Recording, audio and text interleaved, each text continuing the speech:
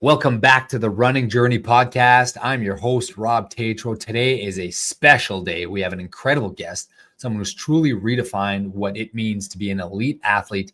Malindi Elmore is a three-time Olympian, former middle distance track star. She turned into a marathon powerhouse and a Canadian record breaker, in addition to all the Ironmans that she did. Her journey is nothing short of inspiring. She competed in the 1500 meter at the Athens 2004 Olympics, took a break from competitive running, transitioned into Ironman triathlons, then made an astonishing return to distance running, setting records and even earning a top 10 finish in the Olympic marathon. At 43 years old, she continues to push boundaries, proving that longevity and adaptability are key to success in endurance sports. In this episode, we dive into her evolution as an athlete, her running journey, if you will, the mindset shifts that propelled her through multiple sporting careers, the lessons that she's learned along the way. We also talk about training, racing, motherhood, and what's next for Canada's greatest distance runner. Whether you're a seasoned marathoner, a weekend warrior, or just love a good comeback story, this one is for you. I loved this interview.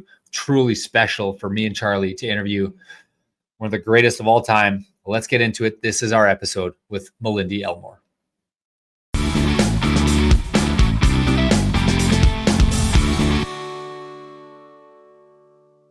All right, welcome to another episode of The Running Journey. I'm Rob Tatro. I'm here with my brother, Charlie. Today is a special one. Not every day we get an Olympian on the podcast. I actually reached out to our Olympian today a while back, and I just sent her a message saying, I loved your piece in the Terry Fox book, the Forever Terry book. I just sent you a note. I was like, I thought your piece was awesome. And here we are a few months later chatting with one of the all-time greatest, probably the best Canadian marathoner ever, I'd say, most accomplished, most inspiring. Malindi Elmore, thank you so much for joining us on The Running Journey today. Hi, thanks for having me. And yeah, kudos to Terry Fox, a national hero and absolutely an inspiration for everyone. Yeah, were you a Terry Fox fan? Oh gosh, I mean, how can you not be, right? His whole story and what the legacy that he's left is undisputable. And yeah, I'm tearing up even just thinking about the impact that he's had on people for so many years. And, you know, it was so sad that he had to die so prematurely, but he sure has made a difference in the world. Before getting into the running journey piece, can I ask you about your piece in this? How did this happen? How did this come together? So you wrote a 3 or 4 page piece in the Terry Fox Forever Terry book. How did that happen? Yes. So a few years ago, Terry's brother, Daryl, reached out to me, and I think they were near the end of the project, putting it together for a milestone anniversary. And I'm not sure what year it was. And I had just run the Canadian record in Houston in 2020. And so they thought it would be interesting to have kind of a runner's perspective of what Terry would have to go through every day running a marathon day after day. And when you think about it, and I, was just fresh off running my second marathon, I couldn't fathom turning around the following day and doing it again and again and again. So especially also when you think back to when he was running the race and how far shoe technology has come, and even like microfiber clothing and recovery and all that sort of thing. And here he was just out there in his sneakers and his cotton shirt and shorts, running across the country. I love how you finish your piece here. I think I cried when I was reading this book, and I definitely cried when I was reading your thing. Terry's inspiration of mine, but you're right. Terry is the most essential Canadian in our history, period. He bound us together. Running has never been more beautiful. I love how you say that. I love that. So great introduction. Happy to have you here. Charlie, do you want to, I'll let you get going here, Charlie, if you want, or usually I ask the first questions, but no, I don't have anything specific. Okay, so right I want to ask you. You can go. Yeah. So I want to ask you about I don't know that many Canadians that have excelled in such, I'd say, wide-ranging disciplines. Like, you are an Olympian in the 1500 meter. You're also an Olympian in the marathon. You had the best Canadian time up until very recently, I think, the best Canadian female marathon. So you're like the best ever in Canada there. How does the story start for you? Were you like running when you were like 8 or 10 or 12, or did you join a track club, or when did you first get the itch?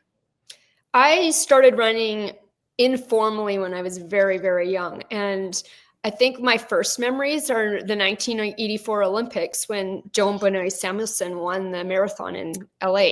And I was 4 years old, and I actually have these memories of watching this on TV and then just really being inspired at that age to start racing my little sister around the house and to bed and in the yard, and just, not having any idea, of course, where it would take me. But as early as about 8 years old, and again, not formally training, not in a track club, nothing like that, but I used to ask my parents to time me how fast it could take me to run from our house up to the mailbox and back. Yes. And it was only probably 200 or 300 meters each direction, right? So a couple minutes. But I have this distinct memory of coming down, and there was a slight downhill grade on the way back, and feeling like my feet never touched the ground and that I was truly flying. And oh my God, I love that. Yeah, I got home and I told my dad, I said, Dad, I'm flying. I don't even touch the ground. And he said, I think you have a gift for running.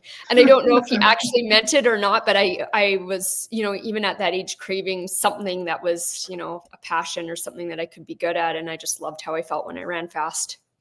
That is so awesome. That's just such an awesome story. That's kind of like I can kind of see my 4-year-old in that, or my young, like the imagination they have. He's like, or when I ask him like how fast he's going, he's like, oh, I went faster than Sonic or stuff like that.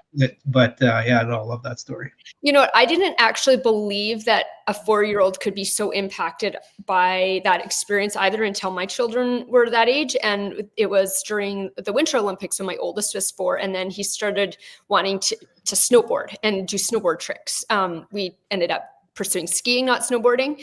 But in any case, it's like these mega events are really inspiring for kids and for adults. They keep saying it, right? Every time you watch the Olympics, there's and they're interviewing some athlete that I don't want to say no one's ever heard of, but it's not mainstream, right? And they're like a pole vaulter or a marathoner or whatever. And they're like, you will inspire a generation of Canadians. That's a fact. It happens every Olympics, every World Championship.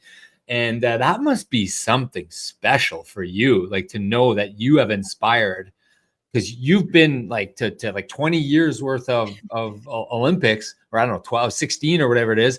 Like you've inspired a lot of youth. That must be special to know that. And we'll get into that in a sec, but just that feeling, does that feel pretty cool? Yeah, I hope so. I mean, one likes to think that what they do with their lives can positively impact other people. Oh, yeah. Well, you've definitely positively impacted us here, the two brothers on the running journey here. Okay, so you're young, you're seeing the Olympics, you start running a bit. I heard on other podcasts and stuff that you were into sports, you were playing a bunch of sports, and then at some point you joined a high school track club or something like that, right? Yeah. Well, I actually have this amazing coach who coached me from 1993 until 2012 when I retired formally from track. And he's still a friend and a mentor. And, he's still a very important piece of my life. But in any case, he more or less recruited for me from the elementary school track meets, because I would run in the local elementary meets. And I was, I would win all the races and do very well. But I was every distance. Yeah, exactly. Yeah, I like all the distances.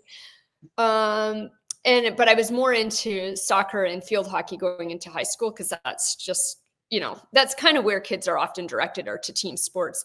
And he kept showing up at my soccer games and my field hockey games. He was the school coach. And he's like, when is soccer season over? When is field hockey season over? When can you come run for us? And my parents had told him that Malindi will only do 2 sports at a time. We don't want her overscheduled, and she needs her rest and recovery and to focus on school, which I really respect. But he was there the last day of our field hockey tournament. It was like, okay, field hockey's done. We need you next week to come run. And so he really got me into it. But then he was just like the most amazing coach for my whole experience as an athlete. That's fantastic. I'm worried I might be lagging a bit, so I'm not sure. I'm not. My internet's a little wonky, but the coach. So when we were young, we kind of I was like a track runner too. That's all I knew. I didn't know marathon. I didn't know half marathon. Was that kind of for you? You had no concept of doing marathons when you were that age, right? That wasn't even on the radar. Oh, yeah, no, I like the short stuff, the 800 meters and 4x4 and the 1500. All out for everything, right? Totally. Yeah. And I honestly, until I was well into being an adult, I kind of thought people who did marathons were kind of crazy. Yeah, for sure. Now they may be, and I'm just crazy. That's what I thought.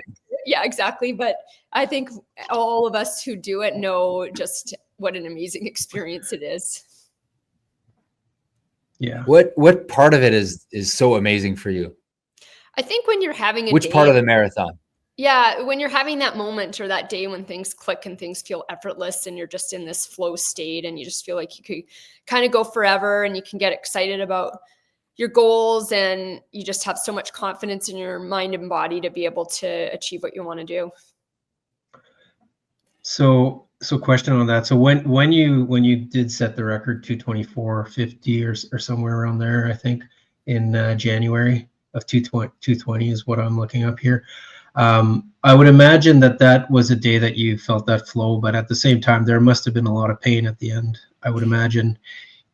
Yeah, that day, absolutely. I still look back at it as that as being one of my favorite races of all time. And I think I hit about 10 to 15 kilometers into the race and the sun was just coming up. And I was in this pack of mostly Ethiopian runners with a couple pacers. And I just distinctly remember this feeling of, wow, like, I feel like I just could do this forever. And this is what I'm meant to do. And this is just the best feeling ever. You don't always get that in every race. So when you get it, it's pretty special. Oh, I get shivers on my spine. spine. I don't know. I don't know that it's ever happened to me. But it's happened to me. Charlie, it happened to you in LA the one time for sure. It happens one time and we just keep coming back more like for years and years and years waiting for that feeling. But I think you're chasing, right? You're chasing that feeling. Yeah. And then I think, oh, well, that's how people get into meditation or yoga or art or whatever, when you're just so engrossed in the process that you don't feel pain really. You did your first marathon at Houston in 2019 and you went back there for your Canadian record. What was special about that marathon? Well, in fact, it was sort of coincidental. I did my first one there because of timing. So my second son was born in June of 2018 and I decided that fall to do a marathon. And so it was basically— That's crazy. Yeah. That's crazy. So that's like 7 months after you had your firstborn, you ran a 2:32. Yeah. Well, he was my second born, but yes. Yeah. Yeah. It was whatever. Yeah. It was my first. That's unbelievable.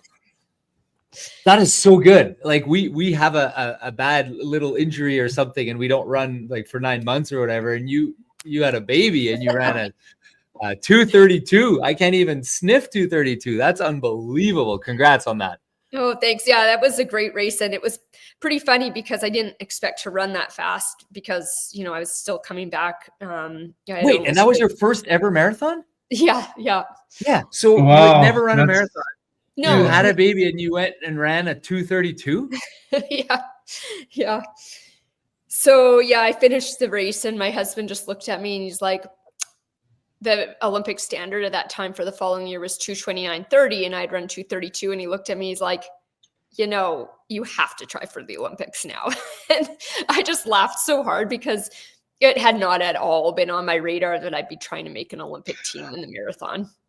I forget, is your husband also he's a great runner or something? Yeah. Okay. Right. So he knows how, like, what goes into it and things like that. And I imagine he must've been, I know my wife supports me a lot. So I imagine for you to do that 2:32, there must've been some, you must've had some people helping you, I'm guessing, but. Yeah, totally. Well, he coaches me now. So because of that first marathon I wasn't trying to be so competitive. And so he just put a training plan together for me for it after my son was born, our son.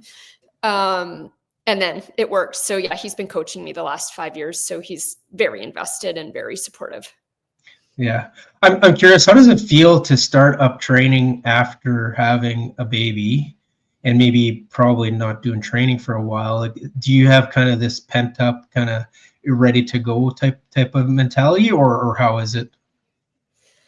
Yeah, well, after I had my first son in 2014, I couldn't run for about 8 months or so afterwards. Oh, Just I wow. came back too quickly into running and injured myself, which is really common. And so I started swimming and biking a lot because I just felt like I needed like a daily outlet of exercise and time for myself. So I actually got really into triathlon for a few years and ended up pursuing triathlon at a high level. I took my pro card in 2015. So I did that for 2 or 3 years in the interim.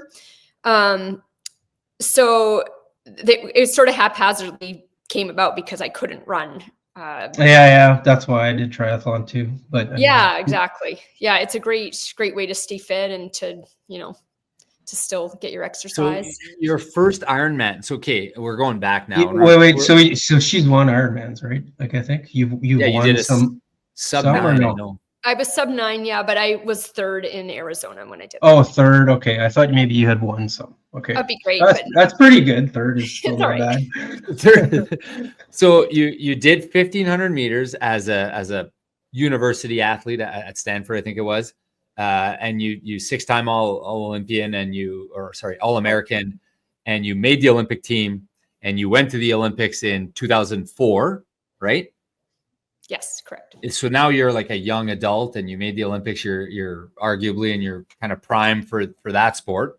How were those first Olympic Games for you? The first Olympics, there's nothing like your first experience, and when it's also something that you've dreamed about and worked so hard for. And it was such a joy to be there. I didn't perform as well as I would have liked, but what kind of stands out is this little story of I finished the race. I was pretty devastated because I didn't advance to the next round, but my parents had just flown in the day prior, so I hadn't seen them yet. They ended up with tickets that were right on the start line of the 1500. So when I went to the line, they were able to give me a hug and a high five, which was great. So I knew where to find them in the stands. And so I made my way all the way around the huge stadium to find them. And I came down into their section, and there was this sea of people from all over the world who were sitting around my parents. And as soon as I found my dad and we started crying because I was upset, and he was, of course, he's my dad, so he feels it. All these people, like 50 people around me, all started clapping and coming over to give me hugs, and they were from Mexico and Australia. And I just realized, like, again, the spirit of the Olympics, how it just brings people together, and that it didn't even matter that I was Canadian. They were supporting me, and they were cheering for me because they were sitting next to my parents. And that was, really one of my favorite moments of that race, even though it was a disappointing race. I love that story. But wait. So 2021 was a different story, right? So it was totally different because it was COVID, and so there was nobody there. Yeah. But were you happy with your performance there? I would imagine, yes. Oh, sorry. Yes. In that sense, yes. I was 9th. So to be top 10 in the marathon was absolutely was something maybe even now that I appreciate more than I did in the moment. Now I realize how hard that is. In the moment, I was just so hot and tired and frankly quite glad to be done the race. Yeah. Chance to celebrate properly. That was a tough day, I would imagine, right? Yeah, the equivalent humidity and heat was about 42 degrees Celsius, they say. Yeah. No thanks. No thanks. So, okay, I'm going to try to follow the journey for you without my brother jumping you to 2021 and 2017. Thanks, Rob. You did the Olympics. You came back. You did track in 1500 and I think that was your distance, 1500, right? You weren't doing any other distances, right? I dabbled in the occasional 3K or 5K, but the 15 was my favorite and my best event. What would have been like the Olympic standard at that time? What did you have to run to make Team Canada? Well, that's a great question, because at the time, the Oh, it time was needed- tougher, right? It was tougher Yes. to make Team Canada than it was to make the Exactly. international standard. Yeah, so that's exactly it. So I didn't make the 08 Olympics because I had the international standard, and now Canada will send anyone who has it, which is the right thing to do. But I had the standard, but Athletics Canada wanted repeatability and to show that you could perform on demand. So you needed to do it multiple times.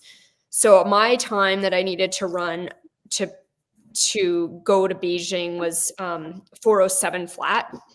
And I went to Europe, and I ran 4:07 3 different ways in 4 days, but never under 4:07.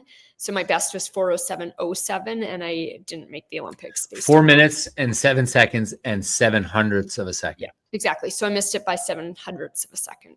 I'm sorry. Wow, there's sticklers there, I guess. Wow, that's crazy. Yeah, it was pretty heartbreaking, because I'd come off of about 8 months of a stress fracture in my foot and my navicular bone. So I really worked so hard to get back fit and ready to race, and felt like I was kind of on the way up again, but I just ran out of time.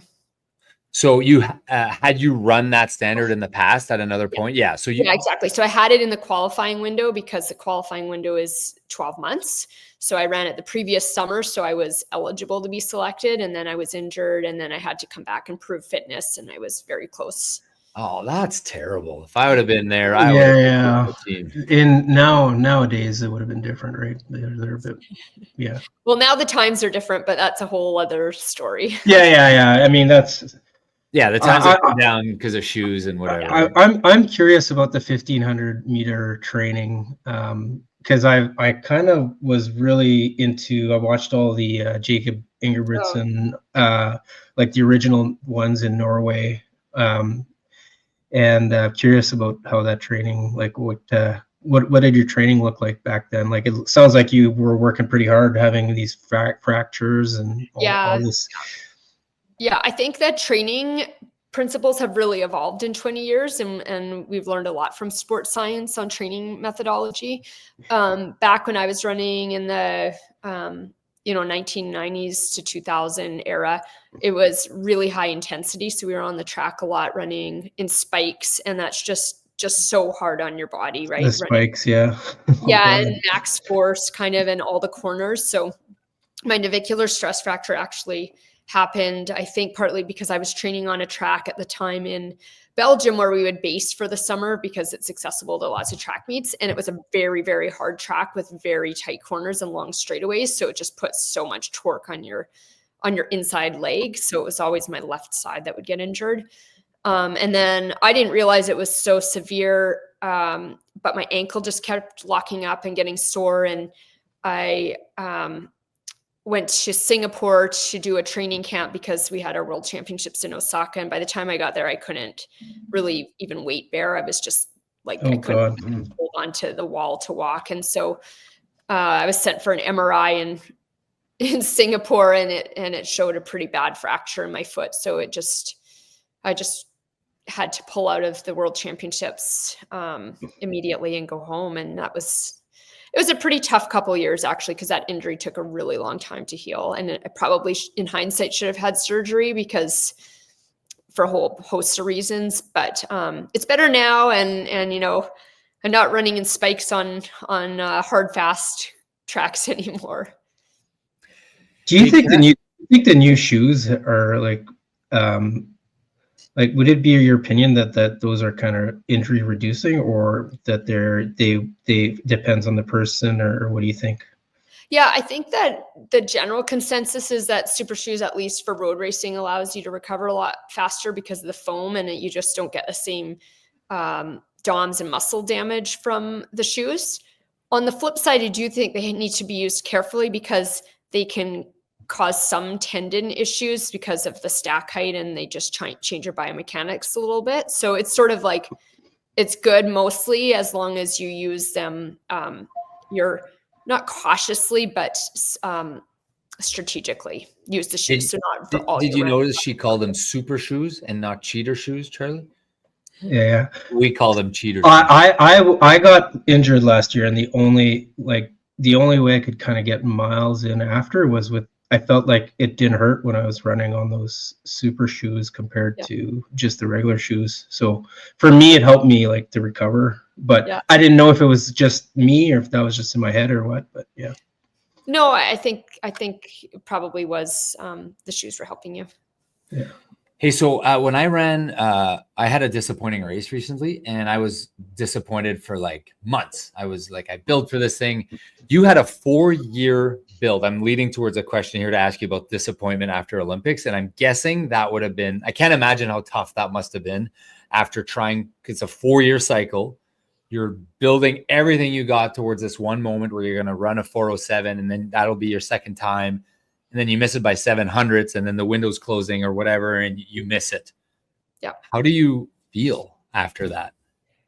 Yeah, I would say honestly, between 2008 and 2012 was really, really rough for me because I was really frustrated after that injury and after being left off the team. And there was also a lot going on in the background with doping. And now we know that, Russia was doing systematic doping, but we knew as athletes that something was going on that was really suspicious.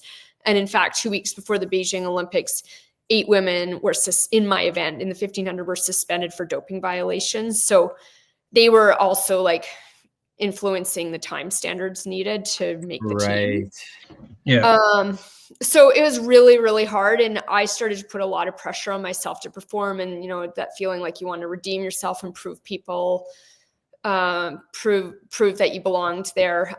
So I think between 2008 and 2012, I really lost my enjoyment of the sport in a lot of ways because I wasn't focused on why I loved doing it in the first place. It was just to get back there or perform or, like I said, prove that I could make it. And I didn't end up making it in 2012 either by about a second as well. And by then I just knew I really needed to take a step back from the sport to just, save my own, my own self really. And so that's did you like retire kind of thing from the sport? Yeah. In 2012, I stepped off the line in Calgary at the national championships, and I knew that was going to be my last race. I didn't have the standard to go to London. I wasn't prepared to go through that for another 4-year cycle again. And in sports like track and field, it really is based on a 4-year cycle. I lost my sponsorship. I lost national team karting. Like you get to the point where you're like, well, I'm 32 and I'm going into debt to go to races around the world to try to qualify. And this just doesn't make sense anymore. So that's around the time you started having your family, I would imagine, or no, is it? Yeah. Yeah. So I decided in 2012 exactly that I would start a career and start a family. And my son wasn't born till 2014, but I started teaching in the interim, and then as I mentioned earlier, then got into triathlons. So it's kind of a wiggle route back to running. And I definitely had no idea in 2012 that I would ever be back to track and field, running, Olympics, that level of sport. Okay, you got to tell the story about how you decided, how you stumbled into triathlon, or what does that look like? How do you get, all of a sudden you're winning, you're doing sub-9 Ironman? Like, how did that happen? I don't even know. My husband was into triathlon at the time, so I was going with him to triathlons. And again, I think I'm just really inspired by these big events and seeing people work so hard. So we'd go to Ironman Canada and Penticton, and I'd stand on the beach again as the sun is coming up and the horn would blow and 3,000 people would jump into the water and start swimming 4K as hard as they can into Lake Okanagan. And I think, oh my goodness, I got to do this. Like, this is so incredible. So I joined Master Swim Club and got a bike and just started really throwing myself into that new goal of trying to translate my athletic background to becoming a swimmer, biker, runner. It didn't start with Ironman, I imagine, or did it? No, it didn't start with Ironman. I did a couple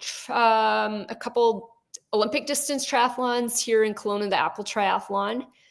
And then I did a half Ironman in Victoria, and that was my first half. And I came second to Mel McQuaid, who was a really accomplished Ironman, half Ironman athlete. And I thought, oh, well, might as well, like at that point, run it, race in the pro competition. And So I took my pro card and joined a squad. And so I did that pretty seriously for a couple of years, and I loved it. But it's very, very hard work. Especially when you are an adult learning how to swim with people who grew up competitive swimming. It's very challenging. Yeah, but how many people did you pass on the run on that? Oh yeah, exactly. I would have to wait a long time into the day to start seeing people come back to me. I just have to believe the whole time I was out there swimming, going, "Oh my goodness, I'm so terrible at this." I'm going to pass her. I'm going to pass him. I'm going to pass her. Just taking names. Yeah. It was, and I mean, I liked cycling too, and I found that running translated pretty well to cycling, but definitely not well to swimming. So yeah, swimming's hard. Yeah, swimming is hard for sure. So you're can you explain the pro card? Like, what does that mean, and how does it allows you to collect winnings if you do well, or does it?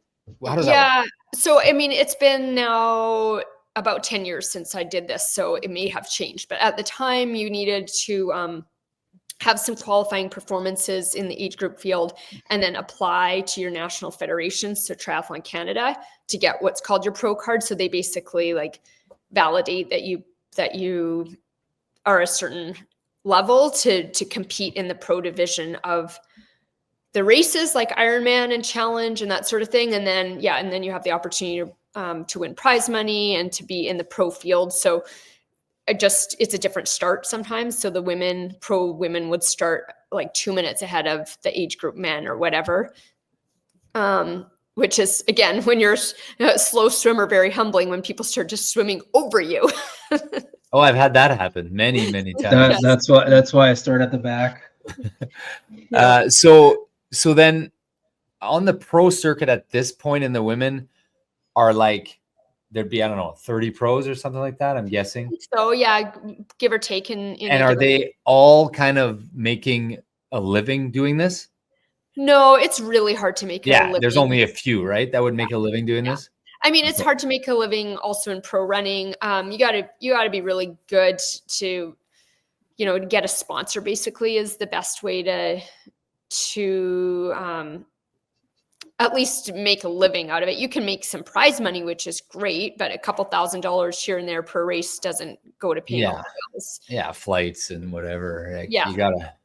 Yeah. So, well, and as we know, equipment even just for triathlon is expensive. So yeah, ideally if you're in the pro field, you're getting a bike, you're getting a wetsuit, that sort of thing, that helps. But again, like come time to go to the grocery store, it doesn't help you. Charlie and I are Charlie's a big Ironman guy and I'm a big run road guy with no overhead. What's your opinion? What do you prefer? And I know that's a large question. Do you prefer like a day on a half Ironman, or do you prefer crushing a marathon? I know that's not quite the same thing, but. Well, I mean, I'm biased because I am a runner through and through, and I got into triathlon as a challenge in a way of like I needed a change for sure after 2012, after the disappointments, but I again love to race and compete and love the communities. So it was a nice break, but then I go back to running and like, this is what I'm meant. Yeah. And you discovered it somewhat after your Ironman. So you did a few years where you're crushing Ironman, you're beating everyone, you're kicking ass and taking names. And how does the marathon transition start? Because I know you said, okay, you had your second, but like you didn't just decide that you'd do a marathon one day, or did you? Yeah, basically, yeah. So after I had my second son, I was like, you know what? I've got 2 little children at home. I can no longer justify going out and spending 5 or 6 hours on my bike on the weekend and then going for a run afterwards, or driving to the pool and back across town. It seemed manageable with one child passing it off to dad for a few hours. And I mean, everyone's different. So this is just how I felt. But having a newborn at home and a 3-year-old was like, this is where I want to be right now. I feel so bad when I pass playgrounds on my bike on my runs and see kids at the playground. And I'm thinking, why am I not taking my kids to the playground right now? So anyways, I was really happy with where I was at in my life. My boys, are everything to me. But I do love having my own outlet for sure. And I think that's important for everybody. So I just was meeting friends to go for runs just casually. And a particular group of friends were getting ready to run the Chicago Marathon. So it was about August and they were getting ready for an October race, and I was coaching them a bit. And I came home from that run and I said to my husband, like, oh, I really want to go to Chicago with them and pace them for a 3:30 marathon. That would be so fun. I was having FOMO, right? And he looks at me, he's like, well, you can't really go to Chicago. You have a 2-month-old baby. Like, what's your plan with the baby? He said, and this is the point at which he said, but if you want to do Houston in January, I can get you ready for that. That is reasonable. That's far enough out for you to be ready. So it really was just kind of like a spur of the moment. Like, I blame the fact that I had too much coffee that morning and just like was picking up too much of their vibe. It was rubbing off on you, their love for running. And the irony is that this was now 6-7 years ago. I have yet to go to a major marathon with this group of friends, and they're collecting all their stars, and we seem to not align to do the same race in the same year. So they're off to Tokyo in March, and I think this is maybe their 6th of the majors to collect. And every time that they're planning their next major, I'm like, oh, I got to do that one so I can go with them, and it hasn't worked out. You've got 3 though, right? You've got Tokyo, Boston, and Berlin. I haven't done Tokyo. No, I only have Boston and Berlin. I'm way behind. Okay.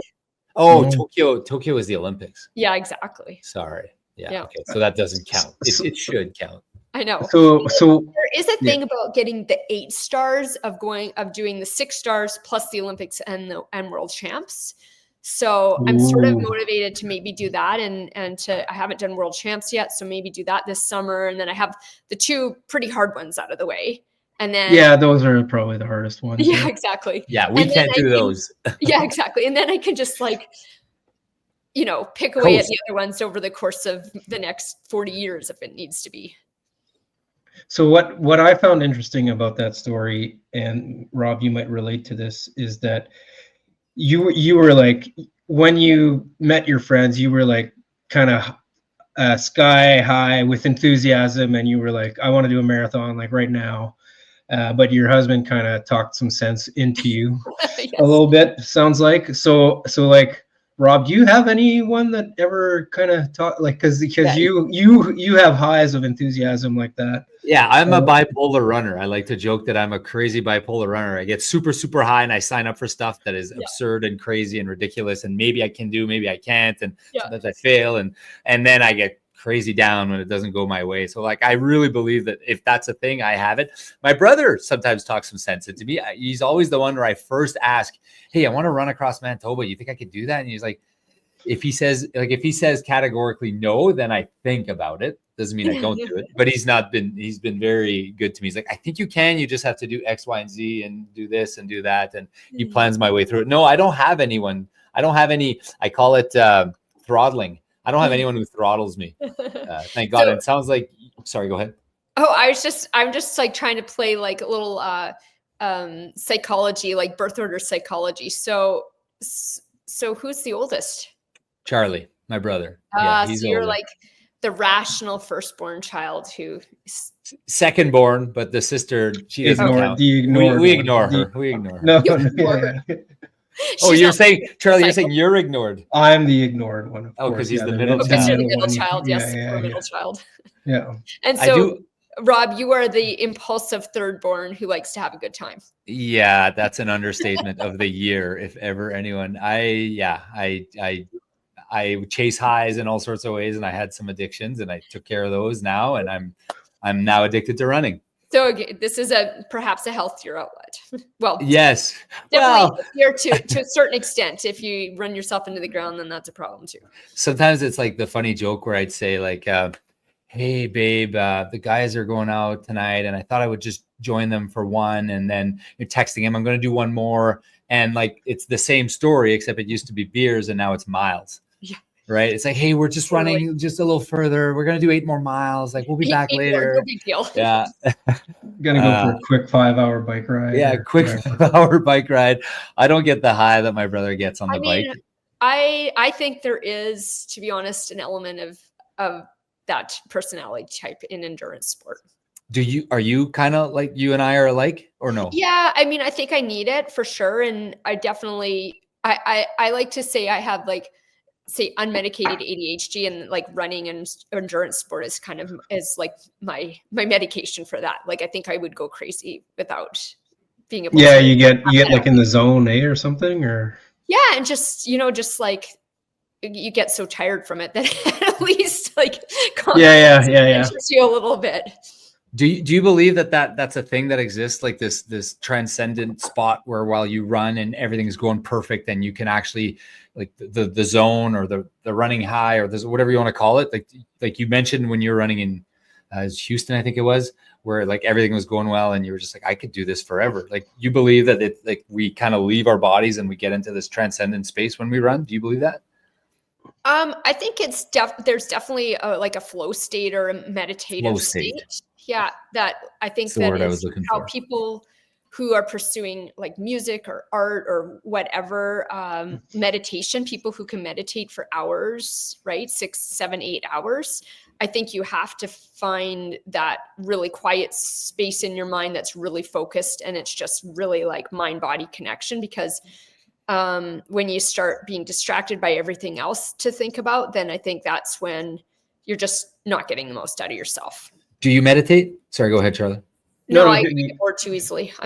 I need to move to meditate. Yeah. So I think like my question on that is like, to me, there's like, sometimes I run and I zone out like for easy runs or whatever. But like, I think what you're talking about is more on like the harder workouts, or the workouts where, or even your races, like where you kind of get in that zone where you're like so intense in what you're doing. Is that accurate, or does it apply kind of more, or yeah, is that accurate, the Oh, way I'm absolutely. describing? Yeah, so Yeah. it's not like it's when you have these harder workouts that you kind of get into that zone where you're like, you're just, you're so focused type of Yeah. thing. Yeah. Like it's like people even before I did my first Ironman, and you think, oh my goodness, that's such a long day. Like, what do you think about all day? And then I found myself in Ironman, and the day went by so quickly because you're just in the moment, and you're just thinking about like, you're just constantly like mind, body, like fuel, hydrate, pace, keep this, like, and it's just Yeah. such a cool experience to just not even really care that like, oh, we're low on groceries, or I need to pay some bills, or like all those other things that that ping and pong around your brain in a given moment, where that stuff just doesn't matter because you're only focused on the task at hand, and time goes by so quickly when that happens. Yeah, that reminds That's me. what it is. That's what I love so much. My last Ironman, I was out there for a while, but it felt like 2 seconds, like Yeah. basically like it felt like it just happened. Like but yeah, that's a great description. I love I that. hadn't hit that kind of race high in a while, Charlie. I've been kind of down about my race performances for a while, but Yeah. like in Miami, like at the 777 on my last day, when I was trying to catch him, Malindi, I was trying to catch my brother. We did 7 marathons in 7 days, 7 continents. I was so dialed in, nutrition and nothing else mattered. No flights, nothing. Like I was just like, this is all that mattered. And I know it's not the same thing. You're doing No, 3, it is though. but for me that all day, doing our best. that's what it felt like. And it was so fun. And it was so like nothing else mattered. And it was just a high, like in the flow, whatever you want to call it. And it got me so excited for my next build. And I'm just jacked, which is why I asked you, what do you love about the marathon? You must love the build too, I would imagine, right? Yeah, when it's clicking, I do. And I get those great performances or great workouts that you would describe like that. And then, but then sometimes it's a grind, and you don't get there.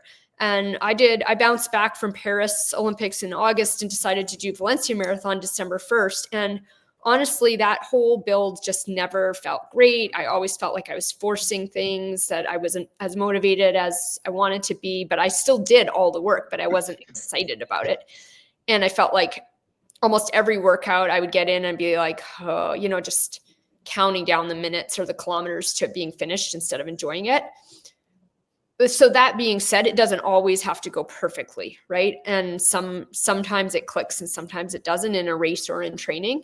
but I still showed up and had a decent race, and it was still worthwhile. But I think that feeling when it does click and go perfectly is what keeps us going back for more. And sometimes you need to have those times when it doesn't go perfectly to remember and to value how special it is when it does.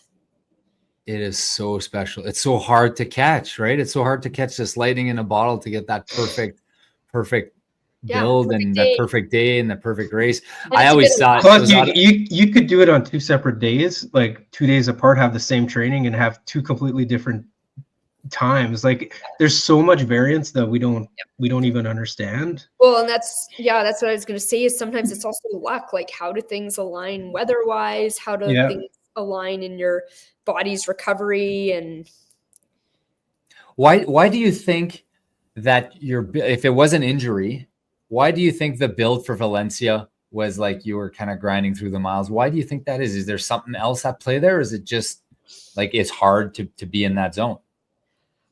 Yeah, I mean, for me, I think it was a few things. When you have a really, really big emotional build towards a big event like the Olympics, and there's a bit of a letdown. Yeah, okay. Dopamine. And it was, had been all into the Olympics for a whole solid year leading into it. Well, that's what it is for sure. And then I was a bit disappointed with how my race went. So I was trying to kind of like redeem that race. Like, I felt fitter than I showed. So I thought, I'll just jump in another race, end off the year.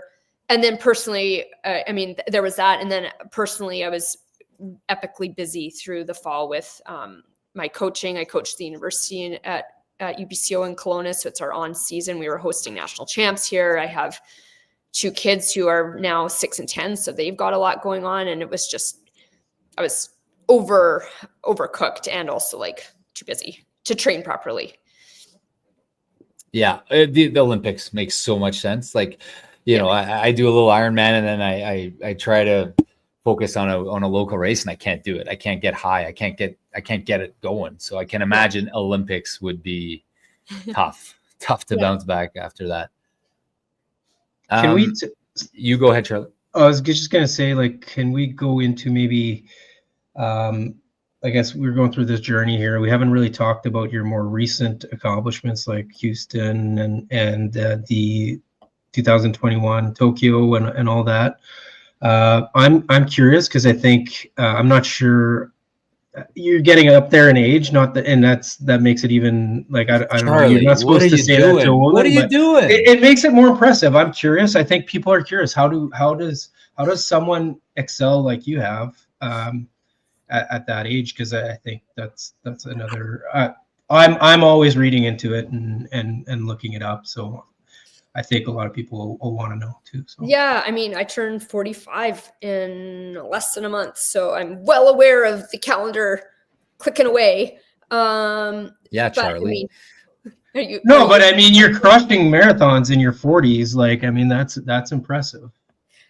Yeah, I mean, I think there's a certain extent of like, if you don't use it, you lose it, right? And like today, I just did 8 by a kilometer on my treadmill as fast as the treadmill will go, and I was dying. It was like. What's the number? What's the highest number your treadmill goes? So I was running 306 per kilometer pace. What is that in miles? That's 12 miles an hour. Okay. So that's not fast enough for you. You need a faster treadmill. No, trust me, it was faster. There was a point actually where I thought I had the treadmill on incline and I was making it harder for myself. But anyways, I did a workout today that was as good as what I would have done when I was in my 20s running the 1500. And I don't know if I'll run as fast over the 5K as I could back then, because that's not really my distance anymore. But the point is, like, we don't lose our fitness at the rate that we think we are. And to a large extent, I think so that age is a social construct. We have this idea that 40 is old. We have this idea that 30 is old. When I was 32, I thought I was so old when I retired from the track. And now I'm like, oh my gosh, what was I thinking? It's a gradual decline over a period of years and it's a significant decline if you stop training, for sure. But if you keep training and you maintain your fitness and you keep working your systems, both endurance-wise and then your speed as well, which is something that a lot of people will let go of, speed work. If you keep up strength work in the weight room and keep muscle mass, all those sorts of things. It's like, let's say if we lose 1% or a year or something like that, less than 1%, that would be 10 over a decade, maybe, whatever. But my point is that it can be gradual, and you might not notice it for a long time, right? Do you think that? Well, go ahead, yes, Charlie. I was just gonna say, well, you started from a really place of being really well trained already, right? And I think when we're looking at like people like me and Rob, which are kind of more, we started From the later in couch. life. We started later in life, and like I feel like I've got a lot of years to improve still, even though I'm old, because Totally. I was so undertrained before that I can gain more by training than I'll lose because of age. Totally. And there is some aspect of like your training age too. So what you're saying is like your training age is still young. Yeah, exactly. Yeah. And there's got to be like building a base. Charlie and I talked about this at hockey last night. Like, why is she crushing marathons now? And I think you immediately said, Charlie, like, I think it's because she's built that base, and you need time to build that base. So like, do you think the peak age, and I'm sure there's data on this, what's the peak age for a marathon? What's the prime for a marathoner? Is it like 35? Is it 40? I don't know. Yeah, I don't know. I think that in the last 5-6 years, we've seen, at least on the women's side, women performing really, really well into their late 30s, early 40s. And I think this is where I say it's a social construct, because I think there was a time when people would have retired from high level running before then because they thought they were too old past 35. And or there's, the pressure / desire to have a family, and there weren't the opportunities to come back to sport after starting a family that there are now. You set the Canadian record at the Houston Marathon in 2020, the year you turned 40, of a 2:24:50 as a 40-year-old, or I think you were just about to turn 40. Yeah. Like, that is unbelievable that's like, most people would have thought, you're saying the social construct, most people thought that was impossible. Then you qualified for Tokyo, you crushed it in Tokyo. You must be proud of your performance in Tokyo, I imagine. Or are very you? Yeah, that was unreal. Like, you finished 9th. They were talking about you at length. You were kind of you were a celebrity, rightfully so. That's the best performance by a marathoner, like for Canadian. Well, I can't think, you probably know better than me, but I feel like that's the best performance. Like, I think it tied the top Canadian female performance. And now oh my goodness, this is embarrassing that I've forgotten her name. Because she's legendary, but is that the girl that when there was that cheater at the New York or the Boston? No, she wasn't. Oh yeah, no. That was she finished second. There was a Canadian that finished second in Boston. Yeah. I forget her name. Sylvia Brugers. Sorry, Sylvia. Yeah. Who unfortunately passed away from cancer recently, within the last 2 years or so. So she had, it's my understanding, she had also finished 9th in the 80s. Like, but the Canadian women have never done well in marathon. So you're like the first one, or I guess you're an icon now. You should feel that way. You should feel like it's cool. Yeah. And then my other hat is just like every other mom runner out there who's like, having to help with homework and take kids to hockey practice. And so I think that's, like, I look at what so many people do to, qualify for Boston and to achieve their goals, and how much they're juggling. And I know people say that I'm an inspiration, but then I also think the person getting up at 4:30 in the morning to get their long run in before going to work and then taking care of their kids is an inspiration to me. That's what's cool about the sport, right? Is that our Olympics can be like, I felt like I was qualifying for, that's not real, but I felt like I was qualifying for the Olympics when I was trying to get that sub 3, it was like the most important thing in my life. And someone could do the same with a sub 4 or a sub 5 or a 3:30 or whatever. So that's like, and we have to commit to it ourselves, and we're never going to be Olympians like you, but at least for us, it allows us to put all this energy into something that's focused and fun and healthy and safe and extend our lives and all that. And has these huge communities and these huge celebrations when you go to Ironman Kona and you just feel the vibe, or like Boston and you walk around, everyone's so excited to be there, or you're trying to get to Boston, or even, so many of the great community races, there's always such good energy.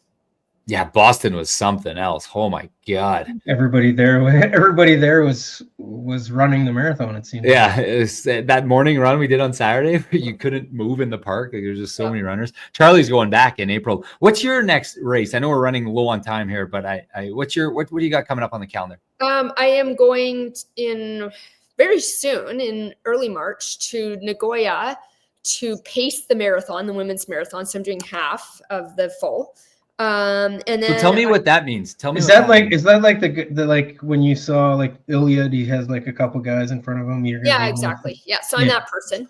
Yeah. So basically I am hired by the race organizer to lead a certain pace or a certain group at a certain pace. So I'm supposed to run about 1:11:30 for a half marathon for 21.1K, and then I will stop. And there will be two of us in that group. And so the other person, who's Kenyan, is my understanding, will do to 30K, and then the race begins for that group. So it's a lot of responsibility because like I have to run evenly. I have to commit to the job of bringing people through within a second or two per kilometer, a very consistent pace for that 21K. Is it a flat course? Yeah, it's a flat, fast course, and I'm hoping to race it myself next year. So I'm looking forward to checking out the course in the city and getting ready for it. Those pacers do get a lot of airtime. You're going to get airtime for this. Yeah, in Japan. I mean, honestly, in Japan, distance running is like the way hockey. Oh yeah, it's huge. Yeah. And then after that, I am running St. Patrick's Day 5K in Vancouver with my team, which will be fun, just a blowout. But my main goal this spring is to run Berlin half marathon in April 5th, because I feel like my half marathon performance is out of line with my marathon performance, and I'm hoping to run a PB and run a better time. Like this April? Yes. Yeah. And you're building for that now? Yeah. Yeah. Well, so I've changed focus from so much marathon work that I've done in the last year and a half, because I went, Berlin marathon. I actually was supposed to do Boston marathon in 2024, but I pulled out a few weeks before with a hamstring injury, but I did most of the build and I got ready for Paris, did that. And then I did Valencia. So I did, 4 marathon builds in a year, basically. Oh, wow. So we're taking a break from that kind of work and working on some faster stuff. How different is a half build versus a marathon build? Well, it depends. There's definitely overlap, but like I said, today I did 8 by a K as fast as I could on my treadmill. I'm running on the treadmill a lot. I'm sure a lot of Canadians are right now because it's winter. Last week I did 20 by 400. So I'm doing some of the shorter end stuff that I don't do in the marathon, which I'm really hoping translates up so that half marathon pace doesn't feel like my max speed. Because like I'm going to try to run my half marathon pace is about 3:18 per kilometer, which is pretty quick. So if you feel like 3:15 is going all out, then you don't have a lot of margin there. So I'm trying to get my max K speed down so that hopefully that half marathon pace feels more reasonable. I find the half marathon a really, really hard distance to actually nail, because it's over an hour and you're running pretty darn close to, it's pain. It's torture. Pretty painful. Yeah. When you come through 10K, not far off what you would actually run a 10K race in. But the marathon is significantly different training just because of the distance. It feels like more than twice a half. They feel to me like very different events. Oh yeah. They are like, I mean, yeah. So sounds like you're doing a lot of just above your half marathon pace, like a lot of volume and like those 1K intervals. Yeah.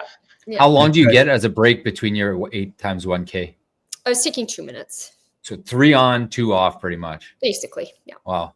I know we're running tight on time here, so I do want to respect your time. Charlie, do you have anything? Otherwise, I'll just ask her for tips for runners. Last question. No, just tips for. Yeah, I think you got it. What would you say to someone who's just kind of starting out, or what is like your words of wisdom to runners? Oh, there's so many words of wisdom. I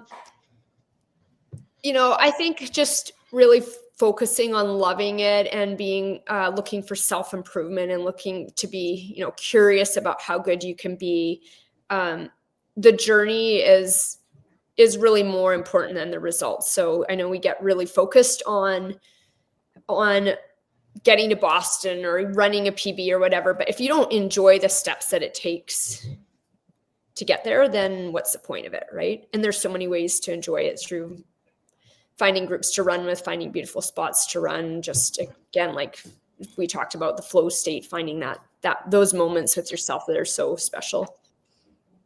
Okay. Yeah. And what would you say to someone who maybe had run in the past or has always run, and all of a sudden they find themselves, they may have had an injury or something, and they find themselves in a state where they just don't have the fitness they had maybe in a previous life, or maybe 6 months ago or something?